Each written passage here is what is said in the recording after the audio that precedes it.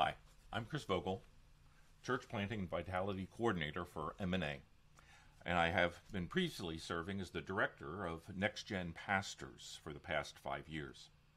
I'm looking forward to our time together on February 14th in the afternoon, but wanted to give a little video update along with a screen share so that we can start with some good momentum, and so I can be the most helpful as I can be.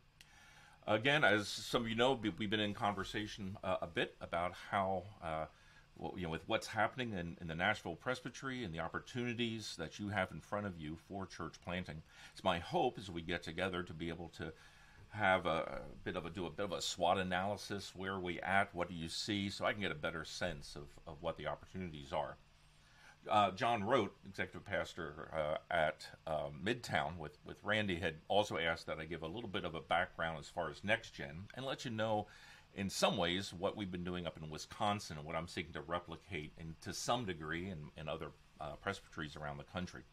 Here in Wisconsin, we've been able to see ourselves triple the size of the presbytery in the past 10 years.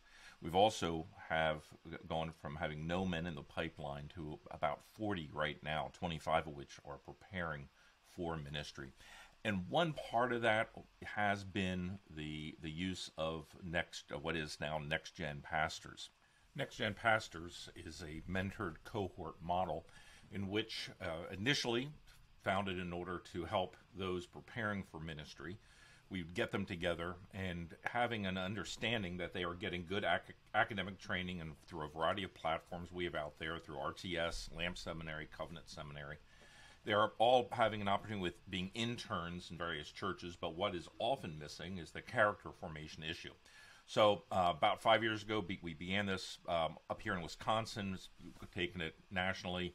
So at this point, we have cohorts all around the country and actually starting in Asia as well. So these are about 40 cohorts. A large number of them are focused on seminary students, but also for those beginning, post-ordination first few years, as well as those who are been in ministry. And so the model that we did, what was started here is taking the resilient ministry format, if you're familiar with that at all, in which you're looking at the areas where pastors face the biggest challenges, and the problems we have are in the areas of spiritual formation, soul care, marriage and family, emotional intelligence, cultural intelligence, leadership, and management. And so I've created about 30 one-day events, if you will, with each of these, and so any one of these takes about 6 hours, but they can be broken down into smaller segments in which we start with reflection. What's the current situation?